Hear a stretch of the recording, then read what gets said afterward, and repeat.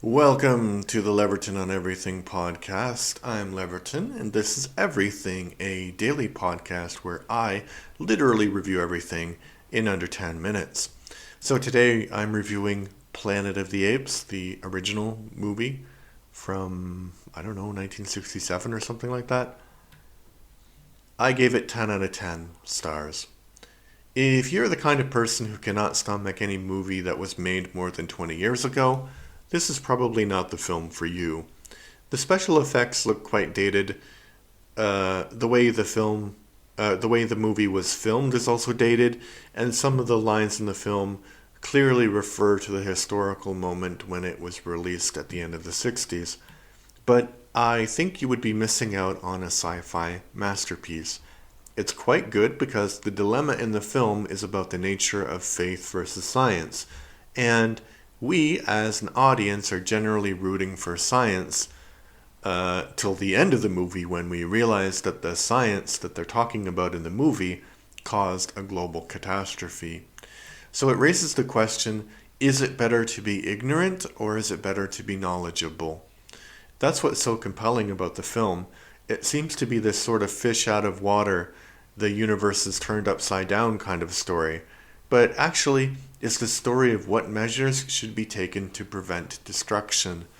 Unfortunately, human beings tend to invent something and then worry about the consequences later.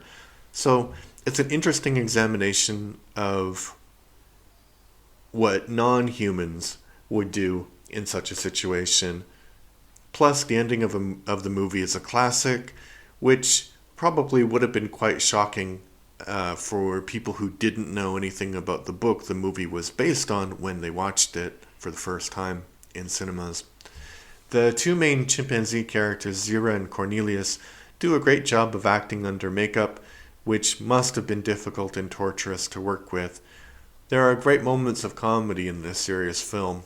For example, Charlton Heston's character asks at the end of the movie to kiss Zira the chimpanzee, and she says, but you're so ugly.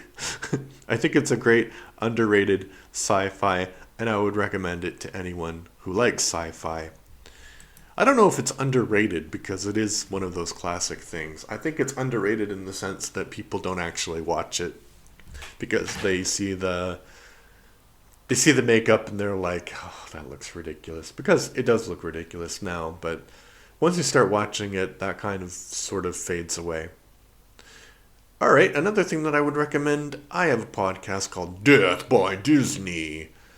And I review Disney movies chronologically. So I think the rebooted Planet of the Apes movie is technically a Disney movie. So I will be talking about that later. And just a spoiler for you, I really do like that particular iteration of the franchise. I think it is one of the greatest sci-fi films of all time. This is just a classic. You should watch it. You should be educated about the history of sci-fi films if you're a fan, but that franchise is really, really great. Except for maybe the more recent one, because I guess there are four films that came out now. And I honestly, I was really excited about the fourth one coming out because I liked the first three of the reboot. But yeah, I don't even remember what it was about, to be honest, because the first three had like a clear beginning, middle, and end, right? And I think that movie they just made it to, I don't know, make a movie, which Disney does, unfortunately.